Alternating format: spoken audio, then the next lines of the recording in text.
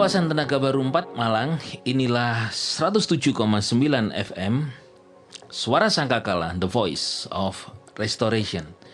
Suara pemulihan yang berkumandang melalui radio ini untuk memberitahukan suara kebenaran firman Tuhan, yaitu melalui program ini, Dunia Firman atau Dufan. Kali ini saya akan sharingkan tentang tema yaitu From Promise to Possess, dari janji kepada memiliki, dari menerima janji, tentunya janji Tuhan, kepada memiliki. Mari kita membaca dulu. Saya baca di dalam Ulangan pasal yang pertama ayat yang ke-8. Lihatlah, aku sudah mengaruniakan suatu negeri kepadamu, masukilah dan milikilah negeri yang telah dijanjikan Yahweh dengan bersumpah kepada leluhurmu, yaitu kepada Abraham, Ishak dan Yakub, untuk memberikannya kepada mereka dan keturunannya.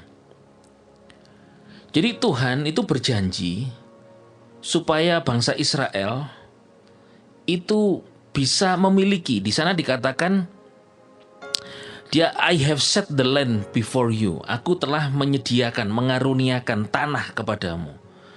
Di mana Tuhan itu telah dijanjikan. Jadi janji melalui nenek moyang mereka, Abraham, Ishak, Yakub.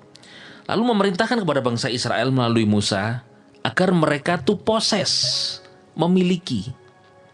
Jadi dari janji to possess, memiliki. Tuhan tidak hanya sekedar janji memberi tanah perjanjian, tetapi supaya bangsa Israel itu memiliki, possess. Apakah janji Tuhan ini telah terjadi? Belum sepenuhnya. Sebab ketika mereka memasuki tanah Kanaan, itu kemudian sampai hari ini tanah Kanaan itu bangsa Israel belum memiliki sepenuhnya. Sehingga sampai hari ini kalau God's Beloved mendengar sering terjadi konflik, peperangan, beberapa tanah di negara-negara itu di sekitar Israel itu milik Israel, yaitu tanah perjanjian yang diberikan Tuhan Yahweh Elohim kepada bangsa Israel itu belum dimiliki sepenuhnya. Nah, tapi Tuhan berjanji supaya mereka memiliki. Jadi kalau Tuhan sudah memberi, itu supaya memiliki. Pertanyaannya begini, apakah saya dan saudara God's Beloved itu juga ikut memiliki janji ini? Saya berani berkata bahwa tentu tidak. Kenapa? Ini bicara janji Tuhan kepada bangsa Israel, tanah Kanaan secara fisik, yaitu di tanah Israel di sana dan sekitarnya, di mana memang ada beberapa batas-batas ya, batas tanah daripada tanah perjanjian itu di Israel sana, yaitu antara lain batas-batasnya seperti batas selatan itu padang gurun, di selatan Kades, lalu batas barat itu Laut Mediterania, batas utaranya itu kira-kira sekitar Libanon di bagian selatan, batas timur Sungai Yordan, Danau Galilea, dan garis yang membentang ke utara. Tuhan memberikan Kanaan ini kepada bangsa Israel melalui janjinya terhadap Abraham. Tapi sampai sekarang kan tidak sepenuhnya itu diduduki. Jadi belum. Nanti Yesus datang, yang kedua baru dipenuhi janji Tuhan ini. Yesus memerintah dalam masa pemerintahnya 1000 tahun damai milenium, baru kemudian Tuhan memerintah ini dimiliki. Nah, maksudnya begini, Tuhan ingin, Dia berjanji umatnya memiliki. Hari ini bagaimana kita di dalam Kristus? Hari ini saudara, Filemon 1 ayat yang ke-6 dikatakan, aku berdoa supaya keyakinan yang kita miliki akan memperdalam pengertianmu tentang setiap berkat. Ingat ini, tentang setiap berkat yang menjadi milik kita di dalam Kristus. Kalau sang Rasul anugerah, yaitu Rasul Paulus, berdoa untuk gereja, untuk tubuh Kristus, dia berdoa supaya keyakinan yang kita miliki itu memperdalam pengertian kita tentang setiap berkat yang menjadi milik kita. Berarti kita memiliki janji Tuhan itu, yang dimana kita memiliki janji itu supaya we possess, memiliki. Ada orang-orang Kristen itu yang level kekristenannya masih di prames, belum diposes. Maksudnya mendengar firman Tuhan, janji Tuhan memberkati engkau, Tuhan menyembuhkanmu. Tapi karena levelnya dijanji, hidupnya hanya kekristenannya kayak mengklaim saja janji Tuhan. Aku pasti sembuh, aku pasti sembuh. Tidak ada yang salah dengan itu. Tapi Tuhan ingin kita beriman, memiliki iman. Engkau telah memiliki janji Tuhan itu. Israel itu pasti memiliki dan mendiami tanah perjanjian. Artinya Tuhan tidak hanya berjanji, Tuhan ingin Israel itu juga poses, menikmati segala berkat kelimpahan susu madu di tanah Kanaan. Nah, hari ini saya dan saudara juga begitu. Kita secara fisik tidak masuk tanah Kanaan. Bisa ke sana? Bisa. Saya beberapa kali ke sana juga menginjakkan tanah di Israel, juga di Gunung Nebo itu di negara Jordania. Padahal dari situlah Musa melihat tanah Kanaan. Tapi di Gunung Nebo. Nah, itu bukan tanah negara Israel, punyanya negara Jordania. Nah, kita secara fisik memang tidak tinggal di tanah perjanjian. Tetapi hari ini Tuhan membuat kita tinggal di dalam Kristus. Dia telah membaptis kita dalam Kristus. Dan di dalam Kristus itu tersedia segala berkat. Contohnya Filipi 4 ayat 19, Elohim memenuhi segala keperluan kita menurut kekayaan dan kemuliaan di dalam Yesus Kristus.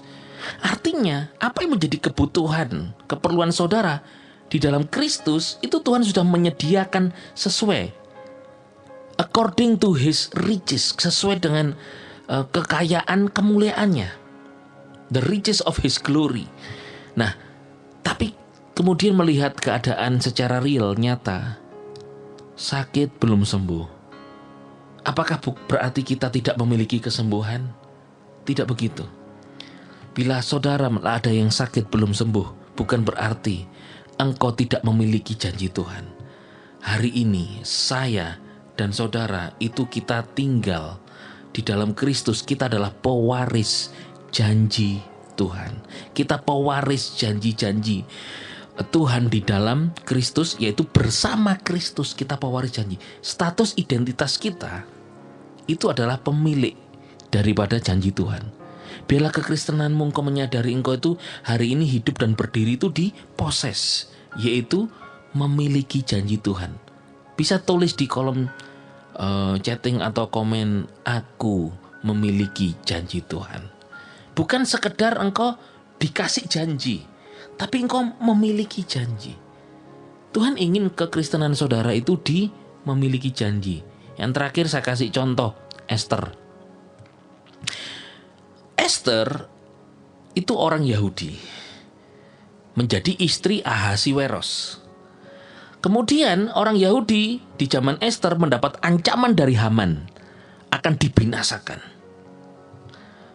Wah, lalu bagaimana ini? Sudah di depan mata, pasti binasa orang Yahudi gara-gara Haman. Kemudian Esther, karena dia sebagai ratu menggantikan Ratu Wasti, istri Raja Ahasiweros, dia menghadap Raja Ahasiweros tanpa dipanggil. Waktu itu ada peraturan bahwa bila menghadap raja tapi tanpa dipanggil, Esther 4 ayat 11 dikatakan, semua hamba, raja, dan penduduk provinsi mengetahui bahwa setiap pria atau wanita yang akan masuk menghadap raja ke pelataran dalam tanpa dipanggil, hanyalah berlaku satu hukum, yaitu hukuman mati. Kecuali raja mengulurkan tongkat emas kepadanya, maka ia akan hidup. Tetapi aku sudah tidak dipanggil menghadap raja selama 30 hari. Itu Mordekai. Ada aturan hamba raja, penduduk, setiap pria wanita menghadap raja tanpa dipanggil harus dihukum mati. Tapi Ester menghadap Raja Ahasiweros, kenapa malah diulurkan tongkat? Apakah karena Ester itu adalah ratu? Saya percaya karena Tuhan punya rencana, janji Tuhan, orang Yahudi, orang Israel menjadi bangsa yang besar, bukan binasa.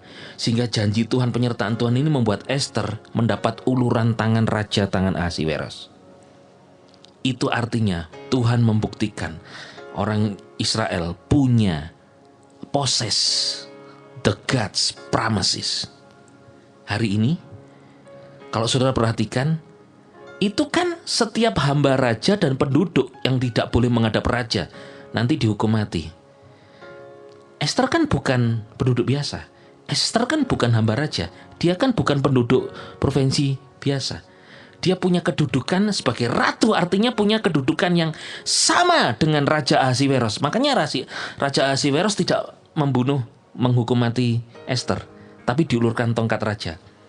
Itu dulu histori.